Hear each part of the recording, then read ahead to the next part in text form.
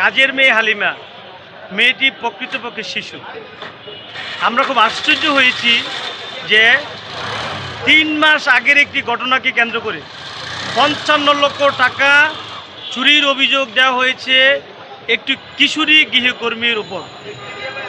অথচ এফআইআর অনুসারে, আমার কাছে এফআইআরের কাগজ আছে, এফআইআরে বলেছে যে 29 তারিখ রাত 11টা বাজে ব্যাংকের থেকে 55 লক্ষ টাকা এনে আপনার বক্স খাটের ভিতরে, লাগেজের ভিতরে এই টাকাগুলো গচ্ছিত রাখে।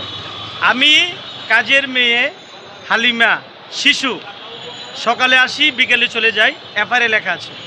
আমি সকালে 9টা বাজে আসি, ওই বাসার যে মালিক সেও কিন্তু বাসায় ছিল।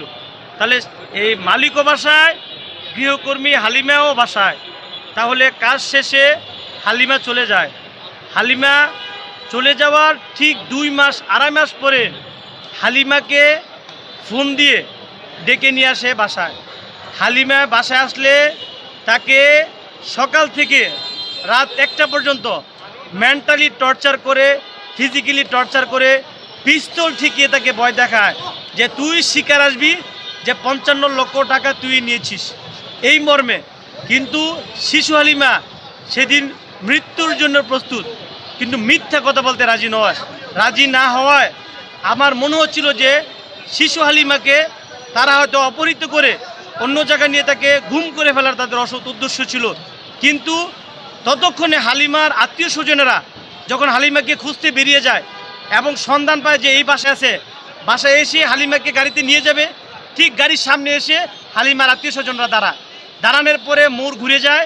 তখন তারা ওই ঘুম করার উদ্দেশ্যে নিয়ে যেতে পারে নাই, তখন থানায় যায়। থানায় গিয়ে ওসিকে যখন বলে যে এই মেয়েটা 55 লক্ষ টাকা চুরি করেছে, তখন ওসি সাহেব প্রশ্ন করলেন যে 2 মাস হয়েছে 55 লক্ষ টাকা চুরি গিয়েছে খাটের নিচ থেকে, তুমি জিডি করো নাই কেন, কোনো অভিযোগ দেও নাই কেন, আমাদের থানায় জানাওনি কেন? না জানিয়ে কিভাবে এই মেয়েটাকে সারা দিন রাত 1টা পর্যন্ত মেন্টালি টর্চার করিয়েছ, পিস্তল দেখে ভয় পেয়েছ, এই পিস্তলের কি লাইসেন্স আছে?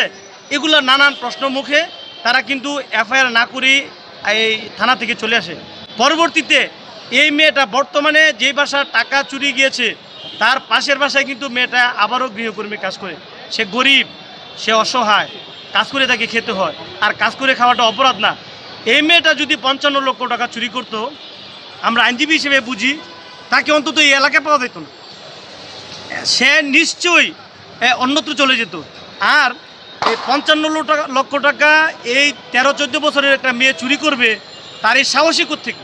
সে তো এই টাকা আলগি নিতে পারবে না। 55 লক্ষ টাকা কিন্তু একটা বস্তা, এই বস্তা টাকা এই মেয়েটা আলগি নেওয়ার ক্ষমতা তার নাই, আমরা তাকে মেয়েটাকে দেখেছি। তাহলে একটা মিথ্যা বানোয়াট অভিযোগ দিয়ে এই কাজের মেয়ে একটা শিশু বাচ্চাকে গতকাল 7 দিনের রিমান্ড চেয়ে বিজ্ঞ সিএমএম আদালতে আনা হয়েছিল। আপনি অবাক হবেন, এই মেয়েটাকে 3 মাস পরে মামলা দিয়েছে, আবার অ্যারেস্ট করে তারা থানায় 2 দিন রেখে দিয়েছে। ওখানেও আইন তারা ভঙ্গ করেছে। দ্বিতীয়ত তার রিমান্ড শুনানি 2 দিন পিছিয়েছে, 11 তারিখ আবার 14 তারিখ রিমান্ড শুনানি না করে তাকে কিন্তু অনর্থক জেল খাটতে হয়েছে। বান্ডেল থাকলে প্রতি সেনমানিতে টাকা বাঁচবে। বিকাশ সেনমানি বান্ডেল কিনে জিতুন প্রতি লেনদেনে।